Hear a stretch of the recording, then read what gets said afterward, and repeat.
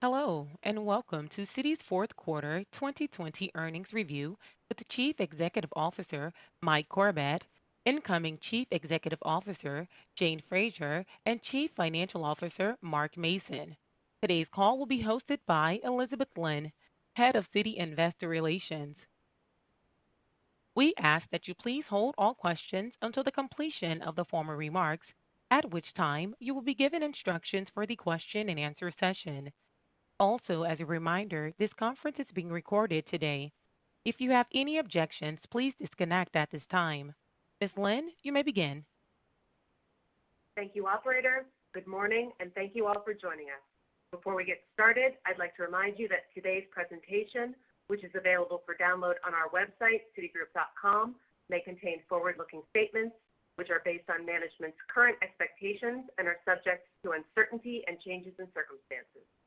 Actual results, capital, and other financial conditions may differ materially from these statements due to a variety of factors, including the precautionary statements referenced in our discussion today and those included in our SEC filings, including, without limitation, the Risk Factors section of our 2019 Form 10-K. With that said, let me turn it over to Mike.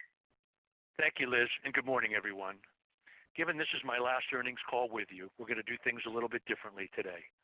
After I'm done speaking, I'll turn it over to Mark, and before we open up to Q&A, Jane will make some comments on the transformation she's been leading and how she sees our strategy evolving. So with that, let's go ahead and get started. We had a strong finish to a tumultuous year with net income of $4.6 billion and earnings per share of $2.08 in the fourth quarter. We ended 2020 with over $11 billion in net income, despite the doubling of credit reserves as a result of the pandemic and the impact of CECL. Overall, we increased our ACL by $10 billion over the course of the year. As a sign of the strength and durability of our diversified franchise, our revenues were flat to 2019, despite the massive economic impacts of COVID-19 globally. Our deposits were up nearly 20% as we supported our clients throughout the year, and we see significant franchise value in the growth that we're seeing in the deposit base. Turning to the fourth quarter, our institutional clients group performed well as they have throughout the year, highlighted by our markets businesses, which saw revenues up 14% from the fourth quarter of 2019. Banking saw a 7% revenue decline as investment banking activity slowed and low rates continued to impact Treasury and Trade Solutions, although the private bank was a standout with a 6% increase. Our consumer banking revenues continued to be impacted by the pandemic, although we did see deposit growth in every region. In the U.S., our retail business did benefit from exceptionally high mortgage refinancing as homeowners saw opportunities in this ultra-low rate environment. And we saw continued momentum in digital deposits. In Mexico, lower loan volumes pressured our revenues. In Asia, card spending was down again, but we continued to see strong performance in wealth management. We remain very well capitalized with robust liquidity to serve our clients. Our Common Equity Tier 1 ratio increased to 11.8%, well above our regulatory minimum of 10%. Our tangible book value per share increased to $73.83, up 5% from a year ago. And we welcome the Federal Reserve's decision regarding share repurchases. As we have excess capital, we can return to shareholders, and we plan to resume buybacks during the current quarter. Given my upcoming retirement from Citi at the end of February, I recently looked through some of the challenges we faced when I became CEO. And while there's always more work to do, I'm very proud of what the firm has accomplished. We're in a fundamentally different place than we were in October of 2012. We've streamlined our consumer business and embraced the shift to digital so we can serve our clients the way they want to be served. We've reestablished Citi as a go-to bank for our institutional clients throughout our global network. No matter what part of the world you're in, our bankers have a seat at the table during the most significant transactions. We've optimized our capital base, working through our legacy assets and reducing our DTA by more than half, generating $7 billion of regulatory capital in the process. We dramatically increased the return of our capital to our shareholders. We went from a 1 penny dividend to returning over $85 billion in capital since 2013, and we've reduced our share count by 30%. Before the pandemic, we had significantly improved the quality and consistency of our earnings, our return on assets, and return on our equity. As a result of the pandemic, while the financial results this year aren't what I would have wanted them to be for my last year as CEO, in many ways I couldn't be prouder. All the work we did to strengthen our firm helped us get through this extraordinary year, and I'm proud of the fact that we've shown we can go through a crisis and emerge even stronger, unlike the events of more than a decade ago. Just for context, let's compare 2012 to 2020. In 2020, the year of a pandemic, we had nearly $4 billion more in net income, a 12 basis point higher return on assets, and 180 basis points higher return on tangible common equity than we had in 2012. That shows you just how far Citi has come. And we also showed what our firm is about by serving our customers, our clients, and our communities. We were the first bank to launch an accommodation program for consumers when the pandemic hit. We stood up a small business program for lending in just a matter of weeks. We donated its profits to COVID relief efforts, part of $100 million in such grants we made throughout the year. And in the aftermath of the murder of George Floyd, we announced $1 billion in strategic actions to help close the racial wealth gap and increase economic mobility in the United States. As I said, there's always more to do, but I feel really good about the firm as Jane prepares to take over. She's thrown herself into the transformation we've launched to strengthen our risk and control environment and ensure that the firm operates with excellence in every area. I know she'll do everything she can to maximize returns and move Citi forward for the benefit of all of our stakeholders. With that, Mark is going to go through the presentation. Thank you, Mike, and good morning, everyone. Starting on slide 3, Citigroup reported fourth quarter net income of $4.6 billion. Revenues declined 10% from the prior year. While trading remained strong, this was more than offset by the combined impact of lower interest rates and lower levels of consumer activity. Expenses were up 2% year over year, reflecting continued investment in our transformation, including infrastructure supporting our risk and control environment, along with higher repositioning costs as we look to adjust capacity in targeted areas. Credit performance remained strong with credit losses of $1.5 billion, down sequentially, as well as year over year. And cost of credit was roughly neutral for the quarter, as these losses were offset by an ACL release of $1.5 billion, driven primarily by an improvement in our base macro scenario. EPS was $2.08, and ROTCE was 11.4%. In constant dollars, end-of-period loans declined 4% year over year, reflecting lower spending activity in consumer, as well as higher repayments across institutional and consumer.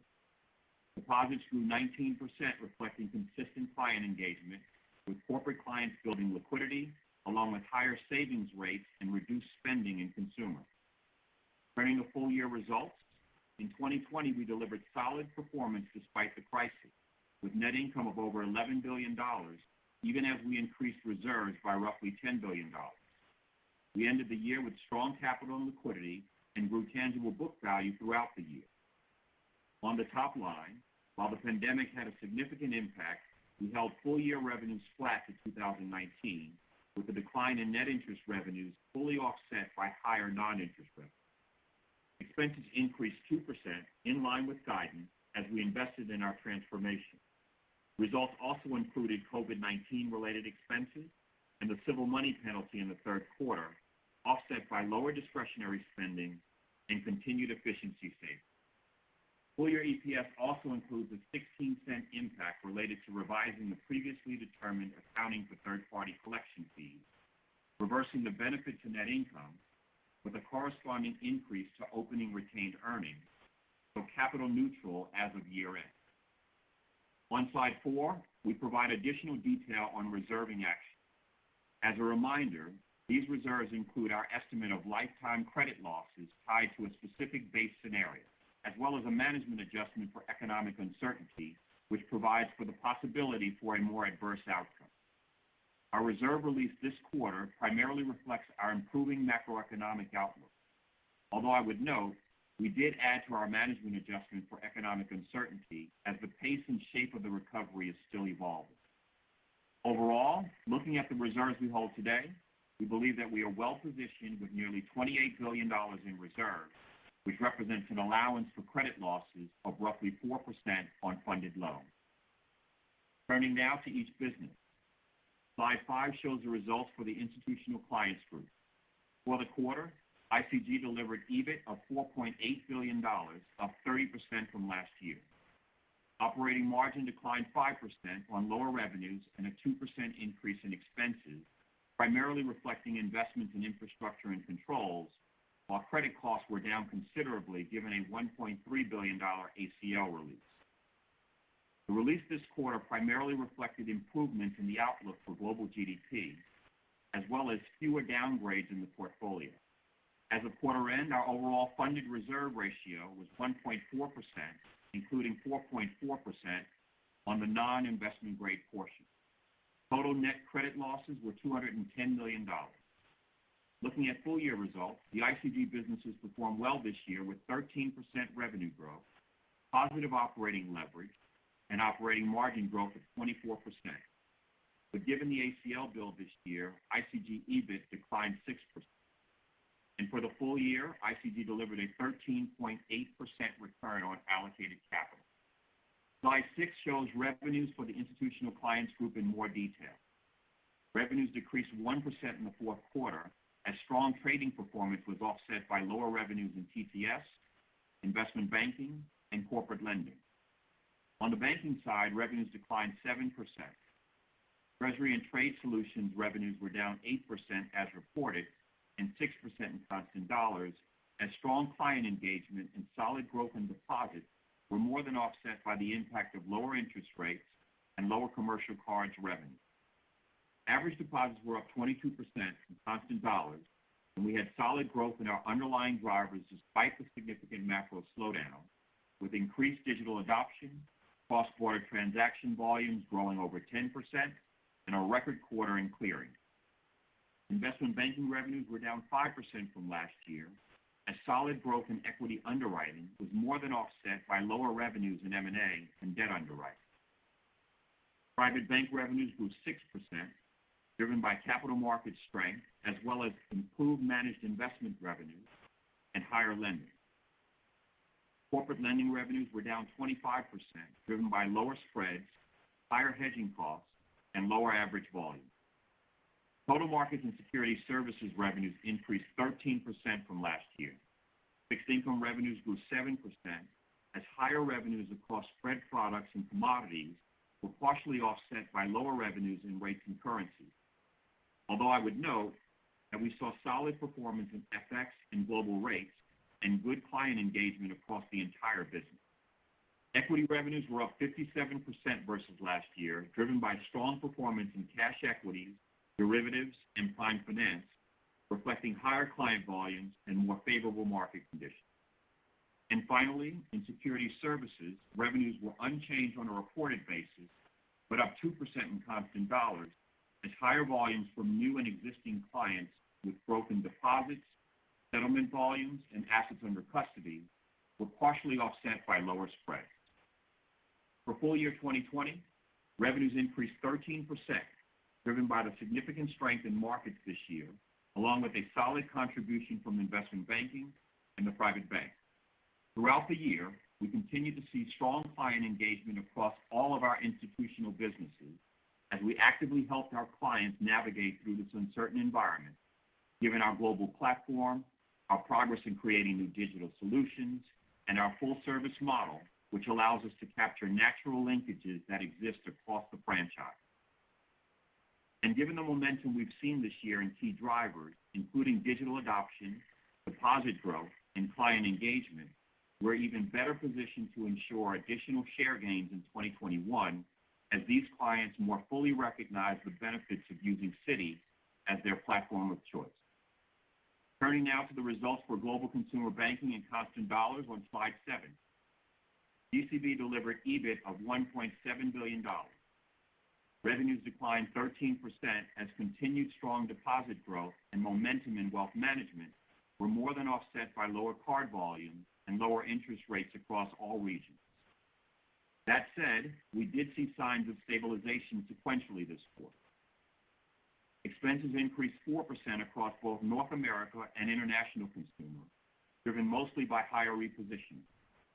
Excluding repositioning costs, total GCB expenses were flat as COVID-related costs were largely offset by efficiency savings. Credit costs decreased 45% as lower volumes and improved delinquencies led to lower net credit losses, coupled with an ACL reserve release in all three regions. And looking at full-year results, GCB delivered EBIT of $1.1 billion, down significantly from last year, reflecting the impact of the pandemic and higher reserve builds under CECL. Slide 8 shows the results for North America Consumer in more detail. Total fourth quarter revenues were down 11% from last year, but we did see positive momentum in our drivers this quarter, and on a sequential basis, revenues grew 3%. Branded cards revenues were down 13%, reflecting lower purchase sales and lower average loans. Purchase sales grew 9% sequentially on both seasonal activity as well as a continued recovery in consumer spending, but we're still down year over year. At the same time, we're seeing an increase in payment rates as consumers remain liquid, and we have not yet seen stress in their overall ability to pay. So while purchase activity has improved, our clients are also paying down more quickly, resulting in continued pressure on our loan balance.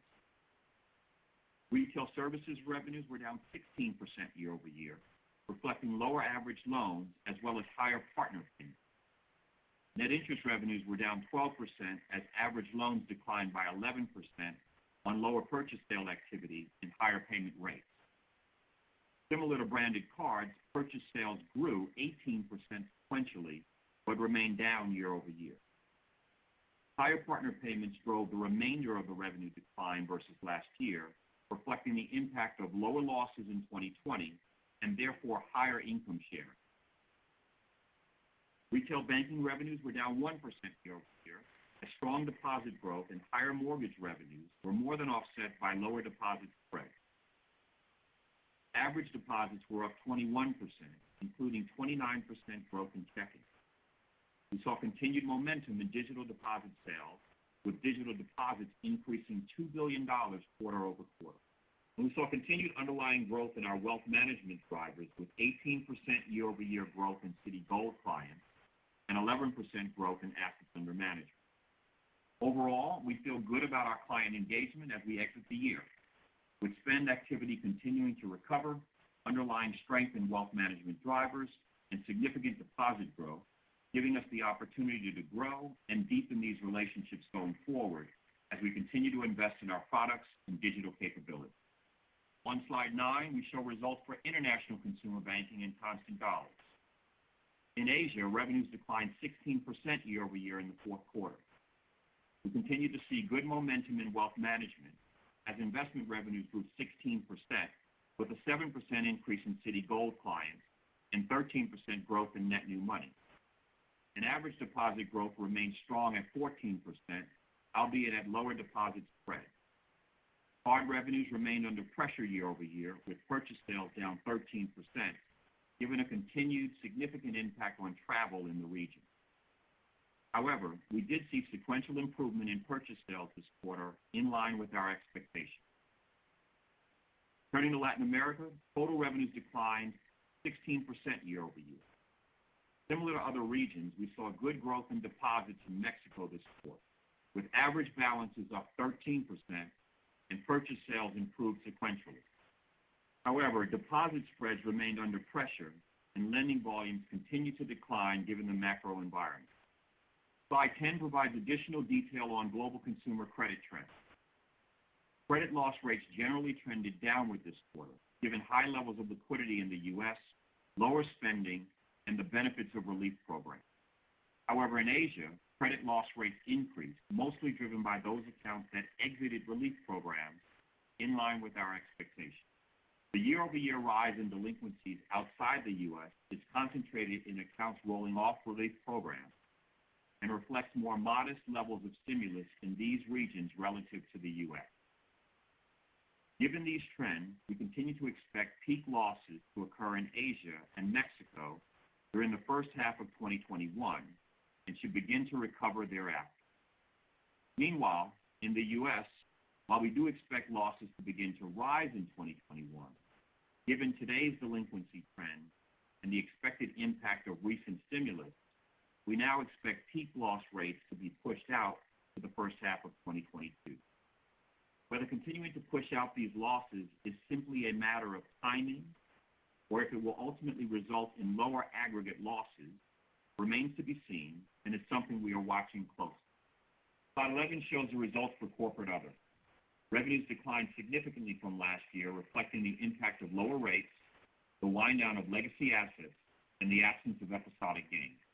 Expenses were roughly flat as the wind down of legacy assets offset investments in infrastructure, risk management, and control. And the pre-tax loss was $690 million this quarter, roughly in line with our prior outlook. Slide 12 shows our net interest revenue and margin trend. In constant dollars, total net interest revenue of $10.5 billion this quarter declined $1.3 billion year over year, reflecting the impact of lower rates and lower loan balances, partially offset by higher trading-related NIR. Sequentially, net interest revenue continued to stabilize, and excluding markets, was roughly flat to the third quarter. And net interest margin declined 3 basis points, reflecting lower net interest revenue and balance sheet expansion due to strong deposit growth. Turning to non-interest revenues, in the fourth quarter, non-NIR declined 6% to just over $6 billion, given lower levels of consumer activity year over year. Turning to full-year results, revenues were flat, with the decline in net interest revenues fully offset by higher non-interest revenues, driven by continued strong performance in markets throughout the year, as well as strength in investment banking. On slide 13, we show our key capital metrics. Our CET1 capital ratio increased to 11.8%, or 180 basis points above our regulatory minimum. Our supplementary leverage ratio was 7%, and our tangible book value per share grew by 5% to $73.83, driven by net income. Before I hand it back to Mike, let me spend a few minutes on our outlook for 2021. On the top line, we saw an extraordinary year in markets performance in 2020 and would expect some degree of normalization this year. And subject to how that plays out, we could see revenues down in the mid to high single-digit range this year, largely driven by markets. This outlook assumes industry wallets more similar to 2019 levels. And for net interest revenues specifically, it assumes continued stabilization in the first half of the year, with an improvement in the back half, tied to our base case, which assumes loan growth by this point in the recovery. On a full-year basis, a decline in net interest revenues is somewhere between $1 to $2 billion versus 2020. On the expense side, we expect full-year expenses to increase in the range of 2 to 3%, mostly driven by investments related to our transformation. Our cost of credit should be meaningfully lower than 2020. And we expect a tax rate of roughly 21% for the year. So pulling this together, we expect operating margin pressure this year, but given lower credit costs, we should still see significant improvement in profitability relative to 2020. And finally, as Mike mentioned earlier, we look forward to repurchasing shares through the balance of 2021, subject to board approval, starting this quarter. To wrap up, as I look at how we performed in 2020, we demonstrated the significant earnings power and resilience of the franchise. We sit here today with strong capital and liquidity positions. Overall client engagement remains strong. We grew book value every quarter, and we remain focused on supporting colleagues, customers, clients, and communities, all of which give me a great deal of confidence as we move into 2021. With that, let me hand it back to Mike. Thank you, Mark. Now I'd like to turn it over to Jane so you can hear from her for a few minutes. Thank you, Mike, and good morning to everyone. I want to thank Mike for his support and for working so closely with me during this transition. It was important to him to ensure Citi has a seamless CEO transition, and has obviously been tremendously helpful to me as I prepare to step into the role at the end of February. I am extremely excited by the opportunities ahead for our firm, and I am equally determined to address the deficiencies in our risk and control environment that have been raised by our regulators. We've embarked on a transformation program that will clearly benefit our clients and investors, as well as meeting the regulators' expectations of one of the world's most globally significant financial institutions. And of course, we still have to get through this pandemic. While we hope the end is in sight, this virus has surprised us and taught us the folly of best laid plans. So we will remain vigilant and adaptable. My two major priorities as I transition with Mike are our transformation effort and refreshing our strategy, so we ultimately achieve three things: best position Citi to win, to improve our returns significantly, and to address the issues raised by our regulators. While it's early days, our work on these priorities is well underway. So, on the transformation, we're taking the time to step back, to tackle the root cause issues, to define our target end state, and develop the detailed plans to get us there. We've put in place specific work streams against risk and controls, data, and compliance. But we also have work streams on creating a culture of excellence and accountability, and on strengthening our critical business processes. Each stream is led by a member of the executive management team. Together, we are accountable for simplifying and modernizing the bank. In February, we will deliver our gap analysis to the target state, and in May, the detailed implementation plan. This effort will take time, and it will require significant investment in technology and talent.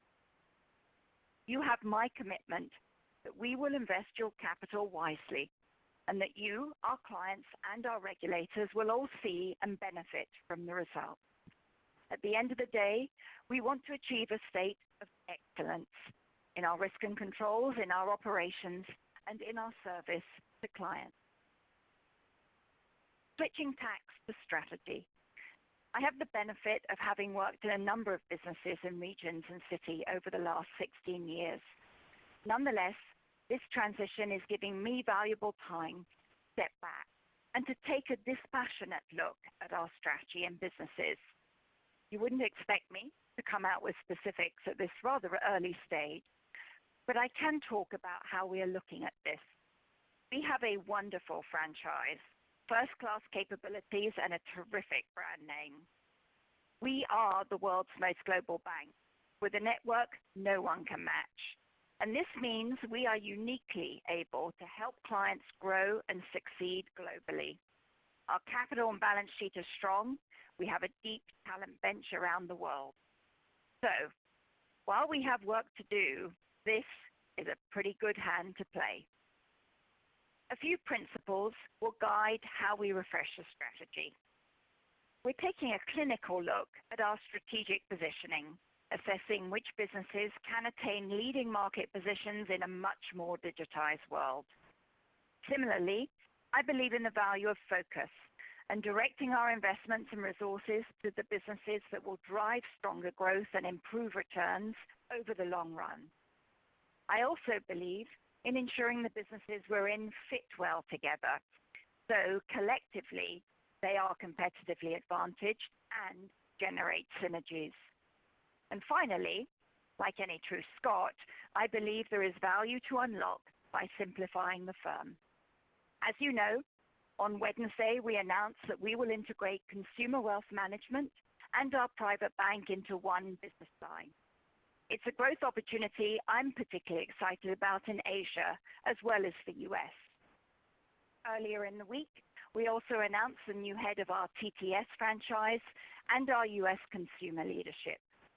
And I look forward to sharing new opportunities and moves with you as we go. I want to end as I began by thanking Mike. He has spent his 38-year career at Citi. No one has been more dedicated. He always puts Citi first. And he took over at a very difficult time. He had to make tough calls, steering the company through the post-crisis restructuring. He made Citi a simpler, smaller, safer, and far stronger institution, returning it to growth, closing the gap with our peers, and returning a significant amount of capital to our shareholders, just as he promised he would. His steady leadership this year helped us through this very difficult period for all of us. But this last year showed how the work he led has strengthened our firm as we supported our people, clients, and communities through this pandemic. He leaves us with a tremendous foundation, and I am committed to building on his success. We are very grateful to him and proud of him, and all of us at Citi wish him the very best in the next chapter. Mike, would you like to say something to close? Thank you, Jane. I appreciate your comments, and I know the firm is going to be in great hands. Jane, Mark, and I are now happy to take your questions.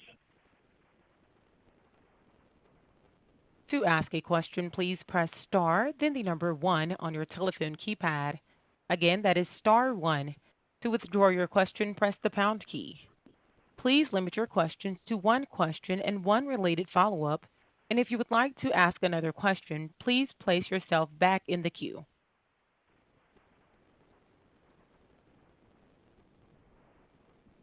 Your first question is from the line of Glenn Schorr with Evercore. Hi, thanks very much, and thank you, Mike. Jane, I think it's great that you came on, so I can't resist asking you one. So I agree with your focusing on strong business positioning on its own and then making sure businesses fit well together. You came for part of your tenure from Latin American consumer side and global consumer. I'd love to get your perspective and thoughts on the question that's come up over the years of how much does global consumer, quote, fit well together? Are they individual businesses on their own? How much can they leverage going forward to be a true global consumer platform? Thanks so much. Thanks, Glenn, for your question. We're just beginning the work on the strategy. And as I say, we're taking a step back, and Mark and I are working on a dispassionate view of all of the businesses and looking at what are the leading franchises we want to invest behind, what are the others that we want to grow to win. And as we do that work, we will let you know what's the direction we're going to be taking, as we have done already in the announcements this week on wealth and on the new leadership in TTS. But I would say let us do the work, and then we'll let you know how everything fits together. And if there are pieces that end up not being part of the core, we'll let you know, but let us do the work first. Okay, that's cool. Maybe I'll follow up with a more nitty-gritty one on the card side. I think part of the plan for the last couple of years has been converting card customers into digital banking clients. I noticed in the appendix that there's been growth in customers, but there hasn't been a tremendous amount of growth lately in active digital and mobile customers, I'll say the last 5 quarters. So I'm curious if that's what you're doing to attack that opportunity and if that fits into the going forward plan. Yeah. Yeah, so in terms of the digital customer, it's a different picture in different parts of the world. So we saw tremendous growth in Mexico that starts with a much lower digital base. And so with COVID, we saw a pretty rapid acceleration across the industry, and we're a major leader in that. When we look at the States, we already have an extremely active card customer base on the digital front, and so we weren't expecting to see the same levels of pickup. I'd say the other piece as well is, customer acquisition across the board is lower because of COVID, and you typically do tend to see that the new customers, when they come on board anyone's platform, they tend to have a higher digital adoption rate. So I think we're pretty optimistic that as and when we see the recovery, that we'll also see growth in that digital adoption in the U.S. going forward. Hey, Jane, the only thing I'd add to that is that we have been seeing greater e-statement penetration or e-statement usage, I should say, and e-payment usage. Our e-statement usage and payment usage is up some 15%. And so as you would imagine, through this crisis, people have been actively engaged with our digital capabilities. And that's in part a byproduct of the investments that we've been making in digital technology. And so we feel good about that.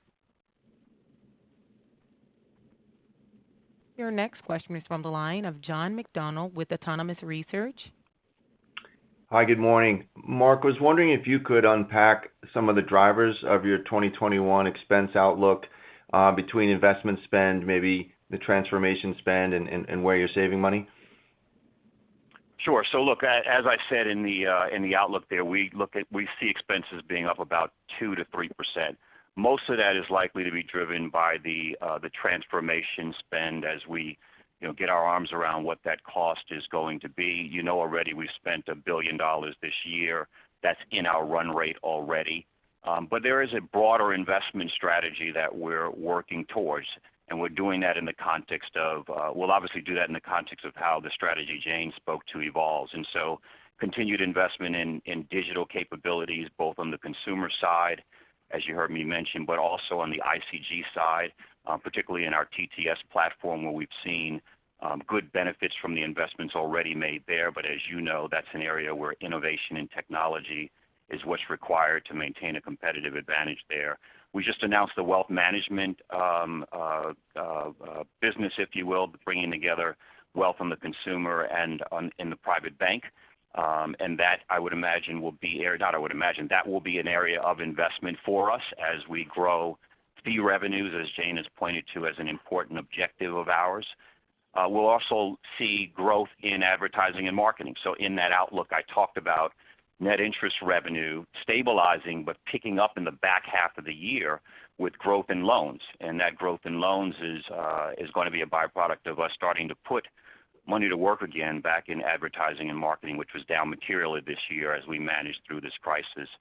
So those are a couple of areas that we would look to invest in the context of that 2 to 3%. But again, a lot of it is going to be towards this transformation, and it is an investment, which I continue to remind folks of, and that is to say that we expect to and will focus on ensuring that we get a payback on that in the coming years. And so hopefully that gives you a good sense, John.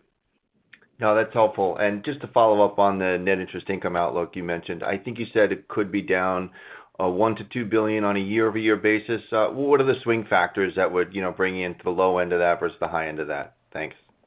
Yeah. So again, the net interest revenue could be down, and that's in part because you got to look at the pace of the recovery that we're forecasting, and so how loan volumes trend will be an important factor there. Obviously, the GDP forecast that we have factors into that, and then obviously the rate curve and how that evolves will be another important factor that comes into play. That said, I would add that we have seen on the card side, you heard me mention this in my prepared remarks, we saw good sequential momentum across purchase sale activity. Some of that seasonal, but some of that just really good activity with our customers, and we're looking for that to continue. There's been a stimulus that's been announced already. There are certain talks of significant stimulus or additional stimulus to come, and hopefully that kind of bridges us to a place where it fuels some of the GDP growth that we're seeing in our forecast. Your next question is from the line of Erika Najarian with Bank of America. Hi, good morning. My first question is for Jane. Like Glenn, I can't resist. I think investors are very excited to hear about your strategic plans because, the constructive criticism that I get on Citi is that I think that investors are on board with your current plans on remediation and recovery, but I think they continue to, wonder, whether you have a lot of breadth but not as much depth in terms of market share in businesses. And it's a long-winded way to ask this question. I'm sorry. Your peers seem to be settling on a mid-teens ROTCE or a little bit higher on a normalized level.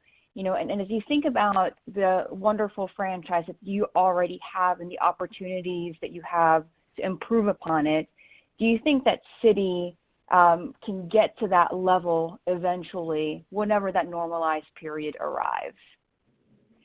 Yeah, it's a great question. It's one we've been spending a lot of time working on and talking through as Mark and I look at what is the right configuration of businesses. How do we do, as I said in the principles we're laying out for how we're looking at the Citi of the future, particularly in a digital environment.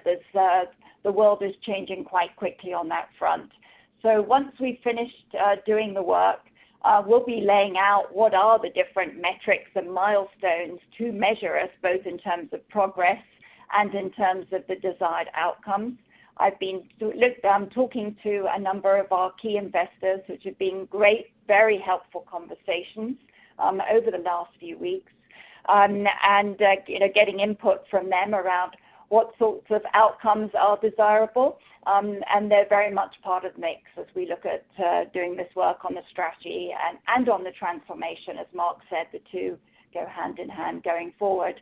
So we look forward to getting back to you with that picture when we're ready. And Mark, I know, has been key in all of this, so let me pass the mic to him.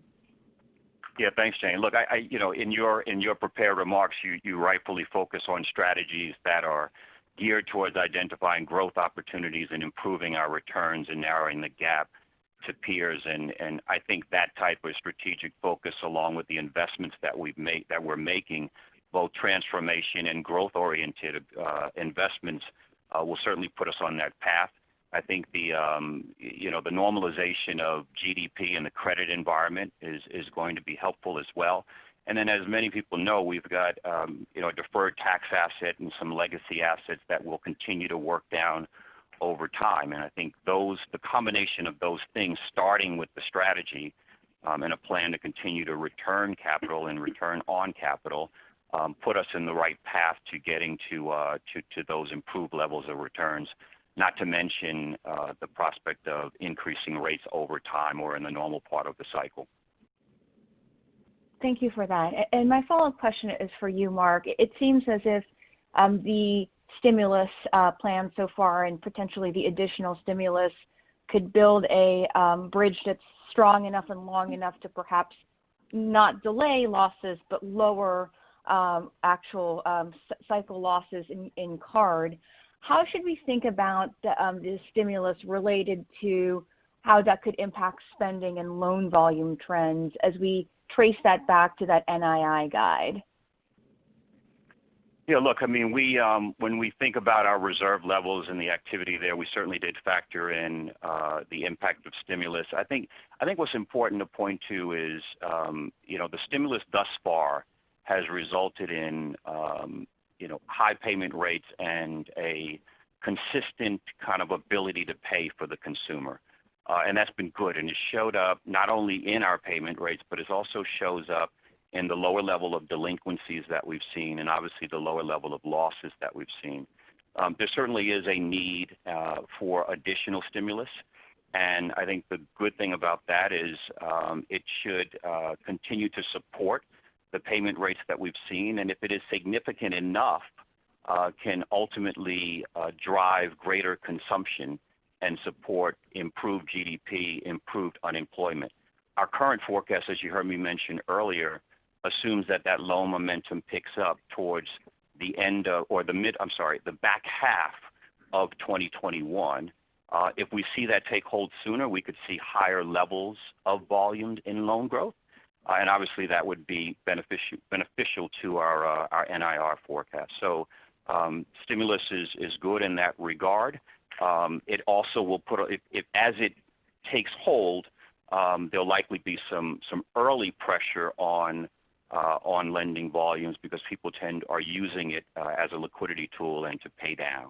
But over time, I think it will be beneficial. Your next question is from the line of Mike Mayo with Wells Fargo Securities.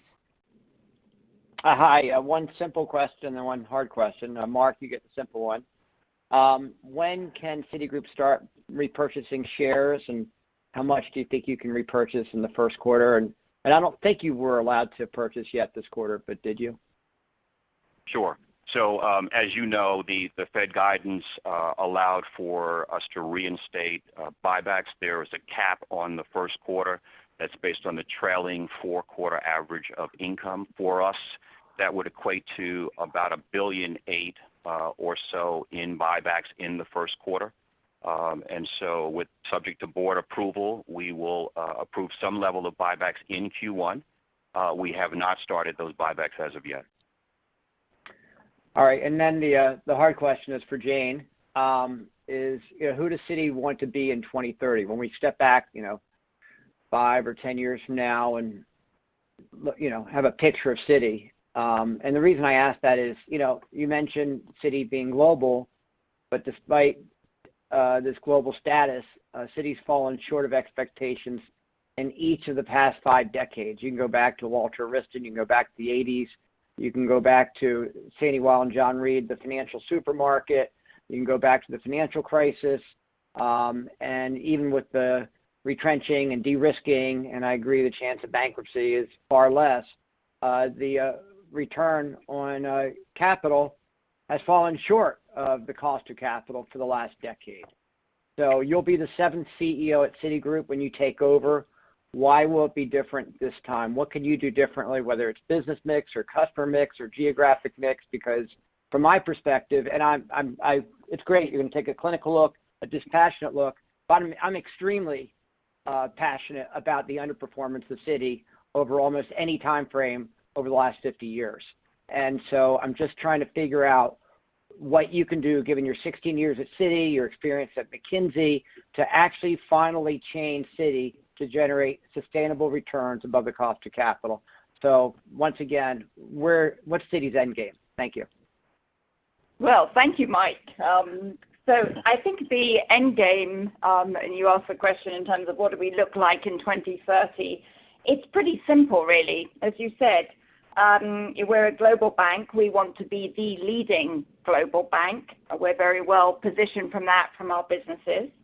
That means top-tier franchises in their respective competitive sets with a strategy that has been well understood by the markets over that time frame. We want to be best in class in serving our clients and our customers, certainly in safety and soundness. And I'd add in, we want to be seen as playing a positive role in society, as I think that's a very important part of the mix these days. But all of that is with the purpose of generating the desired returns for our investors. So to be fair, while we have made demonstrable progress over the last 10 years since the crisis, equally know that there is a gap to close with our peers. You can hold me accountable for doing so along with the management team. We're a team on a mission to get this done, and we will get this done. Your next question is from the line of Jim Mitchell with Seaport Global Securities. Hey, good morning. Good morning. Not to beat a dead horse, maybe just one quick follow-up, if there's any help you can give us. I think one of the biggest concerns on investors is they can't see the path to the kind of peer-level returns. Do you think of it, as you look at it without giving away specifics on strategy and things like that, is it really an efficiency issue? Is it a capital issue because of the DTAs? How do you think about where you are today and what's driving the gap? So these are all the questions that Mark and I are sitting down and looking at our different businesses and saying, how do we make sure, as I said in the opening remarks, we're looking at how do we drive our resource allocation and how do we drive our investments into businesses that will be important growth drivers for the franchise and high returning areas for the firm going forward. We've come out with one already that we think is an important one on that dimension in wealth, where we've got many different parts of the puzzle that we think will enable us to be highly successful in this domain, bringing the different pieces of the firm together to drive this forward, and is clearly going to be one of several areas that we see helping us improve our returns. And as Mike said, that's not the only piece. There are other elements, as I said, in the different principles. We see value from simplification, and that's in terms of obviously the operating efficiencies and the like that we would get from that, as well as potentially business mix.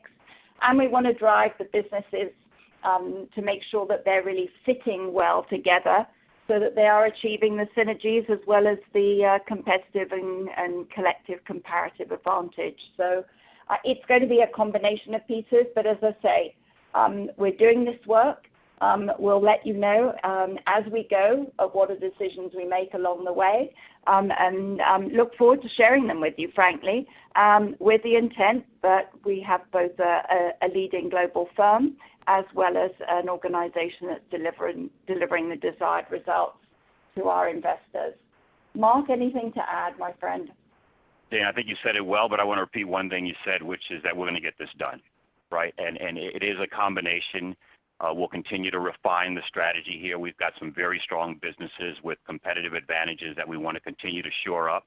We're going to make investments in the franchise because that's what it's going to take in order to continue to drive improved returns. Yes, there's some drags. I mentioned that earlier. They certainly do weigh on the returns between the DTA and legacy assets. But we also have excess capital as we sit here with the CET1 ratio of an 1180 versus 1150 target that we have. And so we're going to continue to work all of those things in combination. And I believe those are the things, we believe those are the things that are going to get us back to continued improved levels of returns that we saw coming into this crisis. Okay, well, no, fair enough. And maybe just speaking to one of those businesses where you see growth, you've been investing. Can you talk to the underlying, obviously with pressure and interest rates, it's hard to see it, the underlying growth in TTS, how you feel about the businesses? You know, we've seen competition, whether it's in treasury services or payments, wholesale payments. It seems like it's a competitive environment. How do you think about that business and growth from here? Yeah, sure. I'll take that. So first of all, we feel very good about the TTS business that we have. We think of it as part of our services business inside of the ICG. Services would include TTS and security services. As you know, we have a very unique position within this part of our franchise. And you're right, the headline numbers are affected by interest rates, but we feel very good about the underlying momentum in the business, and we think that's evidenced by a couple of key drivers.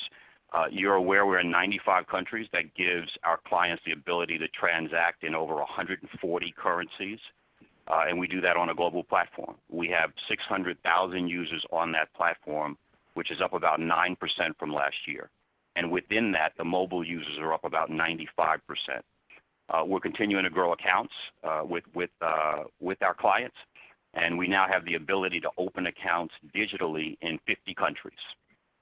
In 2020, we opened over 14,000 accounts digitally, representing more than a 200% increase. And growing accounts deepens our relationship with clients and allows us to penetrate new activity centers. It allows us to capture more flows across our platform, and ultimately that delivers more revenue. And so this digital activity drives revenue for us in the future, and it also is a more efficient way for us to do business with clients. We're also seeing good transaction volumes across different payment types with these clients. We've had very good clearing performance and cross-border flows through the year. And so those things give us a lot of insight into what the momentum will look like coming out of this crisis. And that's not to mention additional opportunities with new clients. As you know, we've moved our commercial business squarely into the ICG. There's more upside for our TTS platform with the commercial client base. And so we feel very good about where we are. We're not taking our position for granted. We're going to continue to invest in this platform, and we're looking forward to capturing the growth and supporting our clients as they come out of this crisis. Your next question is from the line of Matt O'Connor with Deutsche Bank. Hi. I want to follow up on expenses. So the guidance implies about $44 billion this year, and as you alluded to, a lot of investments in that. You know, as we think out, and it's a little hypothetical because there might be changes to the strategy and simplification that can impact the expense base. But as we think out beyond this year, should we view that as kind of a bloated expense base, that some of these investments are running at higher than normal levels and you can bring them down? Or is this more of kind of a normal run rate and then the efficiency will really come from growing revenue? Yeah, let me make a couple of quick comments. One, as I mentioned, and as you repeated, we will see expense growth here. Jane mentioned we're in the midst of making progress against our transformation. And we'll need to submit a plan in May and get that plan approved and continue to invest to get that executed against.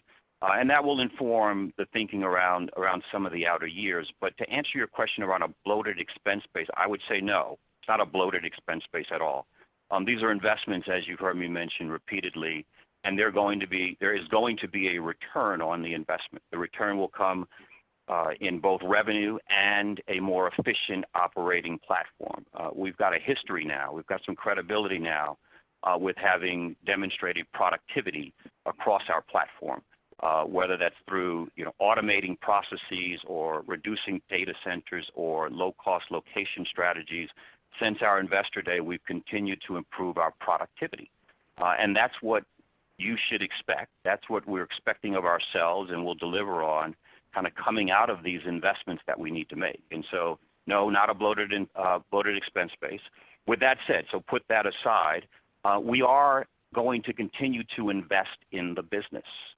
And so if there are opportunities that present themselves, either as a byproduct of the strategy refresh that Jane has mentioned or otherwise, we intend to take advantage of making those investments because that is the only way we get to those improved returns that we're targeting and focused on. So hopefully that answers your question.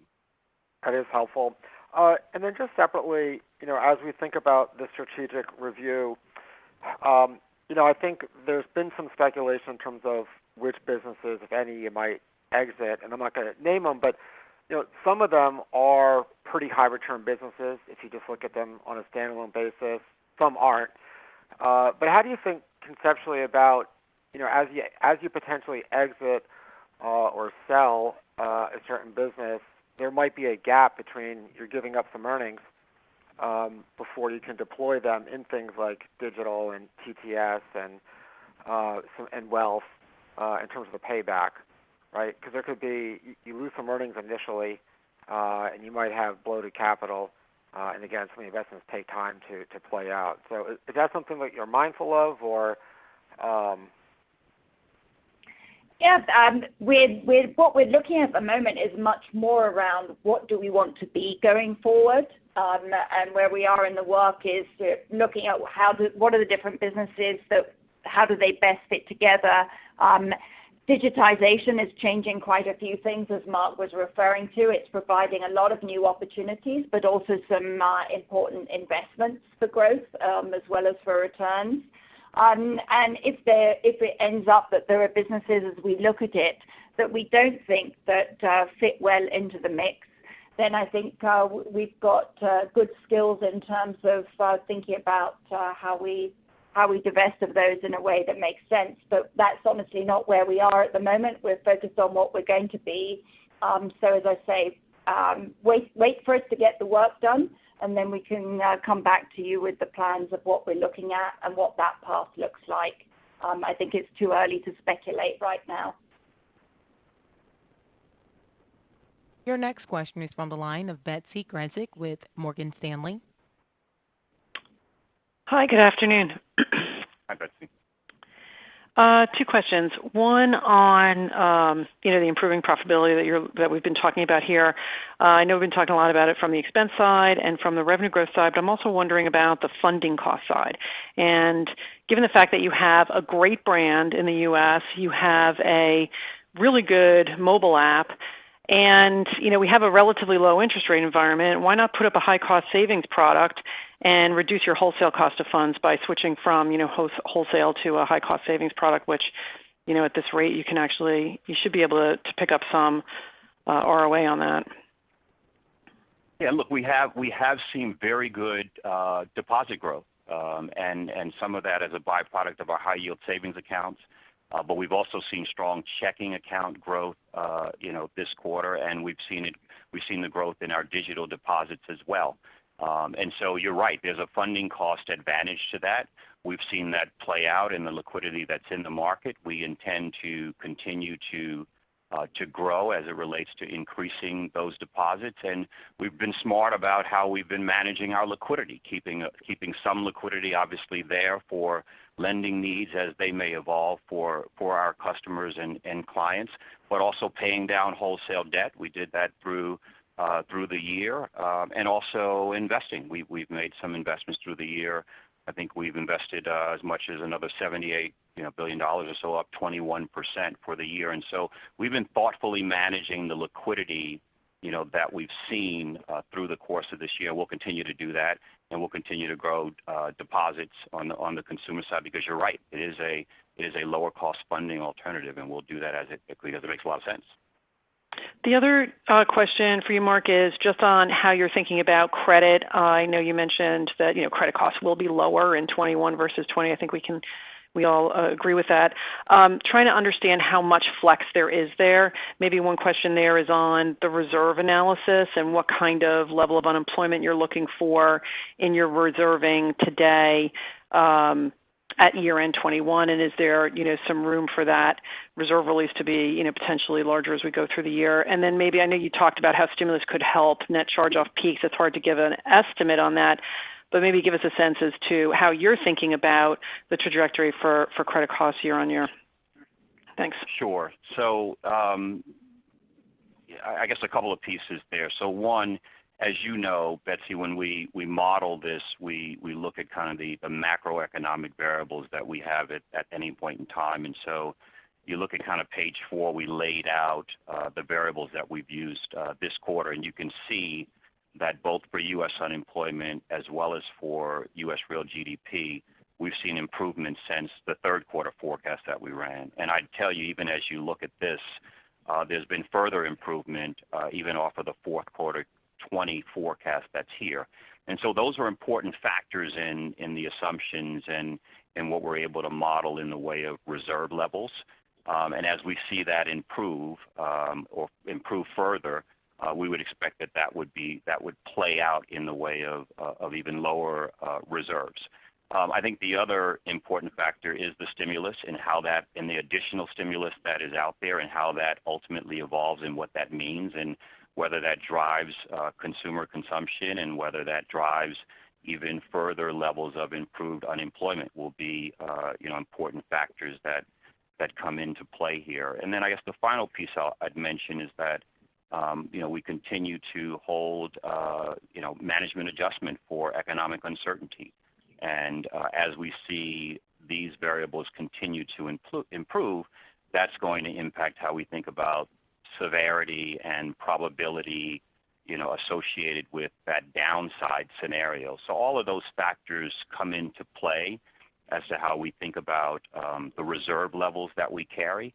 While we still feel good about the $28 billion roughly that we have in the way of balances, we feel very good about the direction that these economic variables appear to be moving. In terms of losses, it's been interesting the way this has played out. And so really what we're all trying to figure out is whether the lower delinquencies and lower level of losses that we've seen thus far is a delay, or is it a deflation of losses, right? And that only time will tell. As we sit here today, and as you heard me say in my prepared remarks, we think it's a bit of a delay in that we would expect to see losses peak in 2022 now, particularly for U.S. consumer. But again, with another stimulus right around the corner, that in fact could be further delayed, and ultimately we would hope that it would just go away and be deflated and come down. So. Your next question is from the line of Ken Usdin with Jefferies. Thanks. Hey, good morning. A follow-up question, Mark, on the fee side.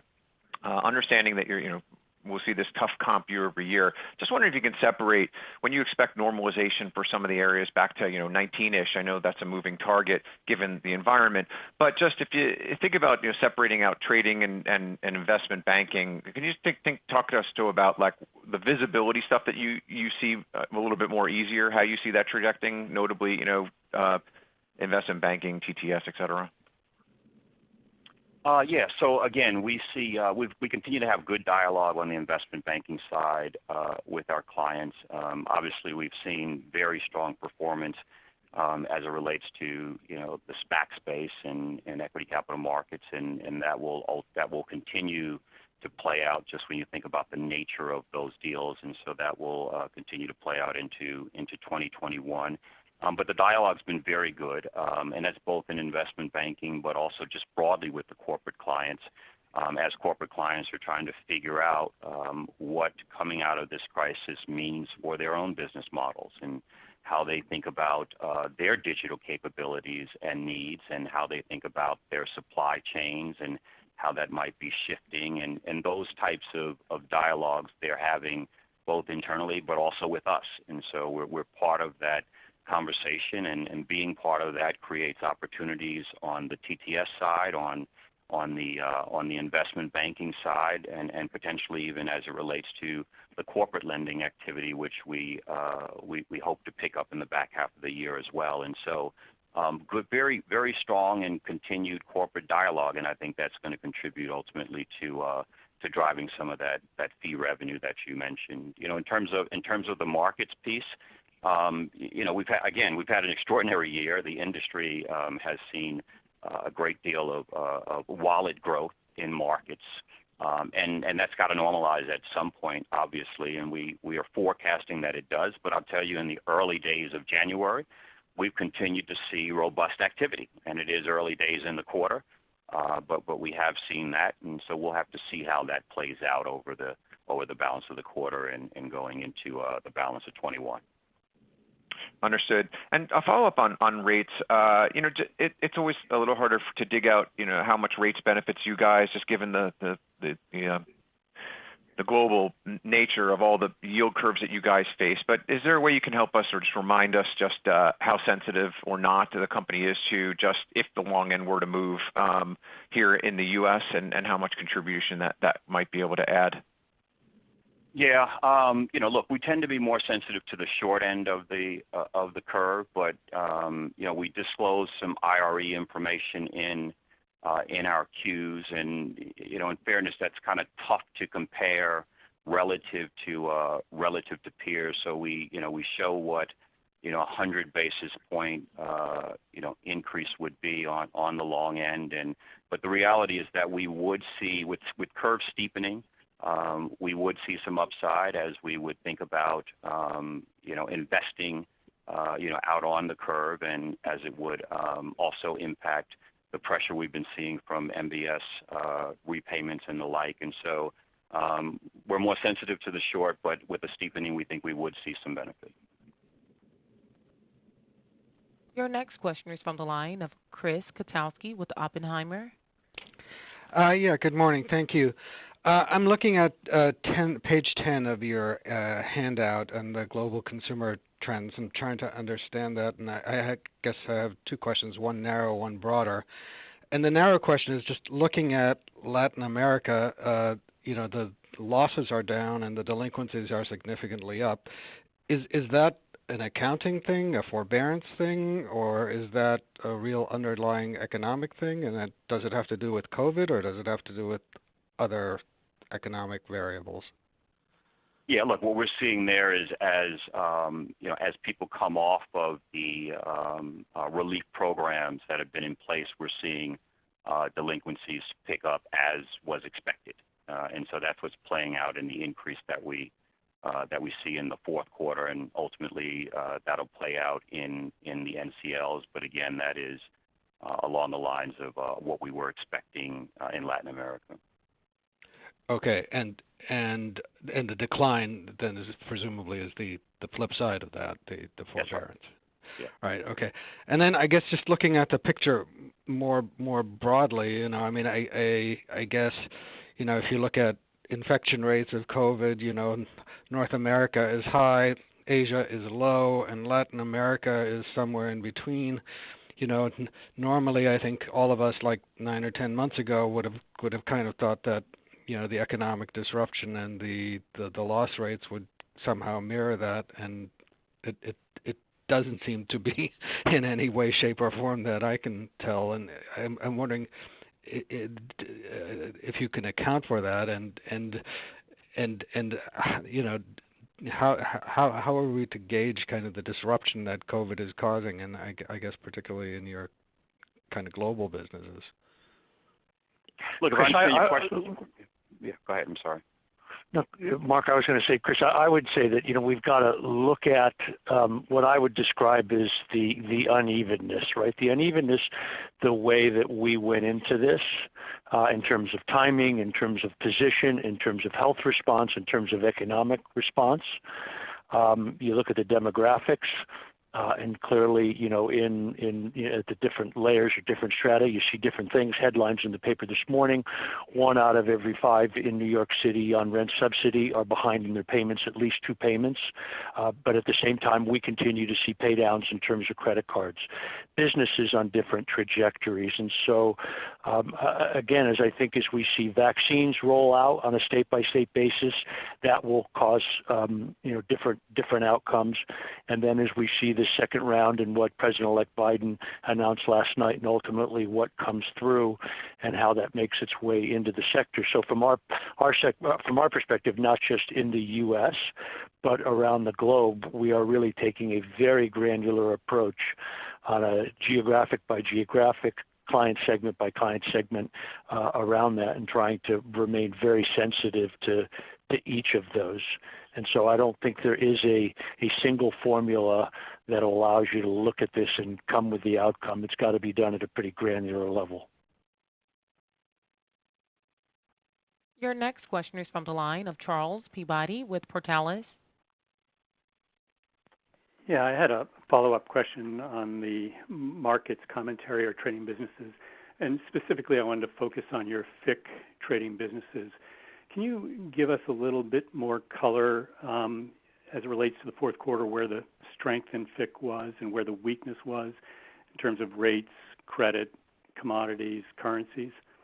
And then as part of that, it's my understanding that you were caught wrong-footed in the Rand. And I was wondering and I'm assuming that the losses there were not material because it's not a deep market, but is there something changing about the environment that's going to make it more difficult in 2021 for positioning or market making or trading? Because you do talk about normalizing. Was there anything in that Rand experience that you can extrapolate? Sure, this is Mark. Sorry, Mike, go ahead. First off, Charles, I would say that in the Rand piece, that was more of a research recommendation than a firm positioning play. And so it was our analysts going out with what they believed was a recommendation around that. And so that shouldn't be read as the firm necessarily having that position. Independent research came out with that. On your second piece, I think as you look at FICC trading, for us, if you look at the fourth quarter, and the numbers that we've posted, I think as you look in there, I think relative strength in terms of credit and credit spread products. Again, as we measure that against our rates and currencies business, it's not as large. It's still a meaningful business for us, but not as large. Some of that other people have spoken to as having outsized or quite significant returns in the leverage lending space. We're not as large in that space. And I think as we look at our trading revenues, we tend to look at those over not just quarter but longer cycles. And if you look at the street research today, it's indicating that the trading wallet for 2020 was up somewhere in the neighborhood of mid-20s. As you look at our trading revenues for 2020, we're probably up somewhere in the mid-30s. So again, quarter to quarter, less important, but again, for us, continuing to take share in there, and the underlying mix tends to kind of bounce that around a little bit. But again, I think we feel pretty good about our position and the dialogues where we are. I think as we think forward, I think it's unlikely to think that we're going to see wallets up to the same degree, certainly in the trading space that we saw this year. We think seasonality will resume. But as Mark said, as we kind of started and it's early in the new year, we have seen activity remain high. And as I think we see more potential stimulus or governmental programs coming out, the Fed and others continuing to take stances on rates and trajectory and where things go, that could keep trading volumes relatively high. So again, we think we're pretty well positioned and we're in dialogue around those, but we clearly can't escape all of the market dynamics of where the wallets go. And Mike, the only thing I'd add is, if you look at the numbers, right, FICC is up 34% for the year. Rates and currency is up 32%. Spread products up 40%. We've had very strong performance this year. It's hard to be upset with those numbers. And so everything you said is exactly right, Mike. And I think the business has been fully engaged with clients, and we're going to continue to do that. Just as a follow-up, I recognize it was an unusually strong year, particularly in FICC, which was nice to see. But does that make it, when you look out at 2021, are you looking for FICC to be less robust and equity sort of offset that, or is there any mix between FICC and equity in your thought process? Look, our equities is up. We're up 25% this year as well, right? So the wallets were up for equities as well. So we'll see a normalization take place, across the board next year or at some point. And I would also say, Charles, we need to look at the new issue calendar, and clearly, the calendar on both the debt and the equity side was strong. We saw the seasonality, and we saw clearly debt issuance slow in the fourth quarter. Our recommendation and the uptake around our clients was to go ahead and to build lots of liquidity and to shore up the balance sheet, and so probably less debt financing needs in terms of 2021. But at the same time, I've got to say, and I reviewed it last evening, that the equity calendar remains very strong.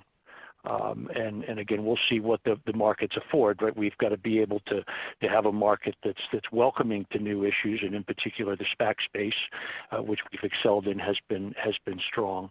And so again, that will also, I think, then dictate some of the secondary activity as we go forward in the year. Your next question is from the line of Gerard Cassidy with RBC. Thank you. Good afternoon, Mark and everyone. Mark, coming back to share repurchases, obviously there's limitations based on income, and you explained it very clearly for you and also your peers. If those limitations are lifted possibly after this year's stress test, and we go back to the more traditional or the regulations that are in place that went into effect October 1st with the stress capital buffer, where as long as you pass your CET1 requirement, you're free to do whatever you'd like. That is as the backdrop. Would you guys consider an accelerated share repurchase program if you got the green light, rather than doing it every quarter like it was done in the past, because that's what the regulations required in the past?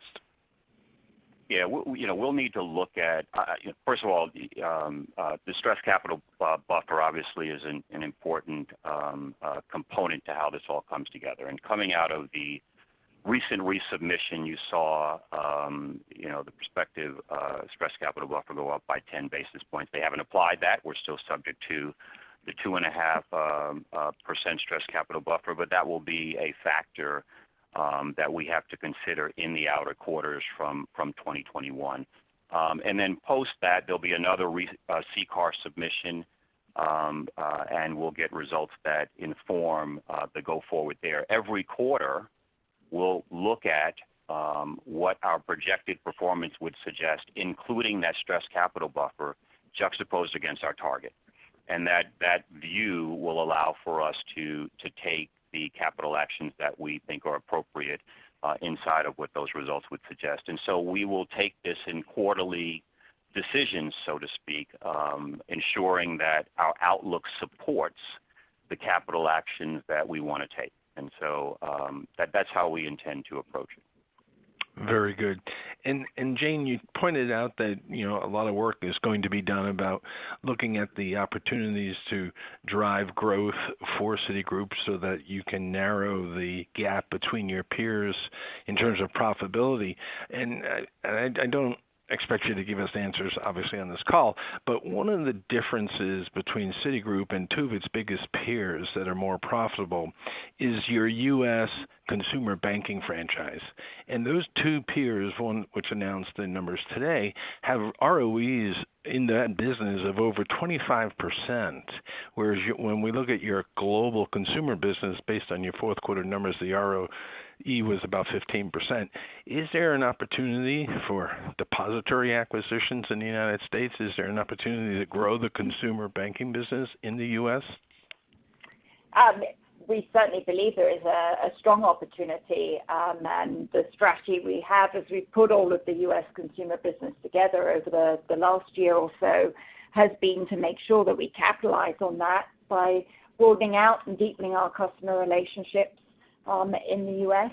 And we've had a number of important thrusts digitally and digital acquisition, as Mark referred to. So yes, we do see important growth opportunities, and our home market is an important one for us. The specifics of that, as we said, more to come. Your next question is from the line of Andrew Lim with Societe Generale. Hi, thanks for taking my questions. Hi. For the system, thanks.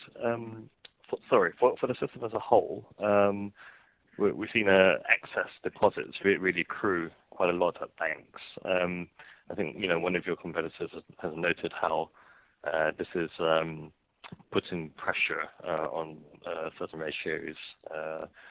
One of which would be your supplementary leverage ratio. And I think if you took away the temporary exclusion of cash and treasuries from the denominator of that ratio, then things would look quite tight. I just wanted to see how that pans out for Citi, whether you see that same kind of pressure, and how you think about that. And then if I could ask two short technical questions. I didn't quite catch what you said about LATAM NCLs coming down. What was the reason for that? It just strikes me as a bit surprising that should be the case. And then just lastly on your risk-weighted assets, they climbed quite a bit this quarter. Doesn't seem to me that it could be entirely credit driven. Just if you could give a bit more color on that. Sure. Let me start with your first question, which was on, I think, the impact of deposits. And so, yes, we have seen a significant increase in deposits. That does impact a number of the important metrics. From an SLR point of view, if not for the relief, which kind of goes away at the end of the first quarter, we'd have lower SLR by 109 basis points. So the reg relief provided 109 basis points of relief there. It also has had an impact on, and by the way, we are managing to that SLR relief going away at the end of the first quarter, so we're aware of that. We're managing accordingly to that. It's also had an impact on our GSIB score, which is, has kind of tripped into the next bucket, the 3.5% bucket. And the large percentage of that increase that we've seen in the GSIB score was also driven by deposits. And so we'll have to manage that as well. Obviously, we have a view that some consideration needs to be given to both of these metrics, as the Fed has been clear in terms of their view that there's enough capital in the system. And so we're hopeful that as kind of things evolve, that some consideration is given to that. But in the meantime, we're managing the balance sheet and deposits and capital accordingly, and with full knowledge of how the relief might evolve in the case of the SLR. In terms of your question on credit risk in Latin America, the point that I was making here was that because we've had customers that were part of a relief program, that the NCLs that we've seen have been lower than what they would have been if those customers were not running through the relief program. So you see the NCL, the lower NCL in the quarter, but you also start to see delinquencies pick up. And those delinquencies are picking up as people come out of that relief program and start to, or stop paying, I should say, and therefore you see delinquencies tick up. And so shortly you'll see the NCL start to pick up as people go beyond the 90 days past due delinquent and go into losses. Hopefully that was clearer. The last question you asked was on advanced RWA growth, and we did see RWA increase quarter over quarter. The drivers there they were a combination of credit risk, market risk, and operational risk. And inside of that, we saw FX drive some of that increase, as well as derivatives, and mostly derivative and FX exposure increases, including CVA. So those are the major drivers of the RWA on an advanced basis tick up that we saw. As a reminder, you're limited to one question. Your final question is from the line of Vivek Juneja with JP Morgan. Hi. Thanks Good morning. all for taking my morning. Thank you for taking my question. I just have a quick clarification. I know you've been talking about wealth management, being a focus, and we see the stats that you give us for Asia, like investment sales up 58% linked quarter, but the fee revenue in Asia consumer is actually down linked quarter by 10%. So is this a really small business in revenue? Since there's no disclosure, it's hard for us to tell. Or what are the other offsets? Because I hear you talk about it as a material part of Asia, but there's no way to put any context around this. Yeah, and look, we just announced obviously the creation of this wealth management business where we'll bring the private bank together, with the wealth management business we have globally on consumer. So we'll provide more detailed metrics as it relates to that. But our Asia wealth management is a sizable business, and we are going to continue or expect to continue to see growth there. And so stay tuned on kind of more disclosure there, more details around the strategy for how we get after that. There are no further questions. Are there any closing remarks? Thank you all for joining us today. If you have any questions, please feel free to reach out to us in IR. Thank you again, and have a nice day. This concludes today's earnings call. Thank you for your participation. You may now disconnect.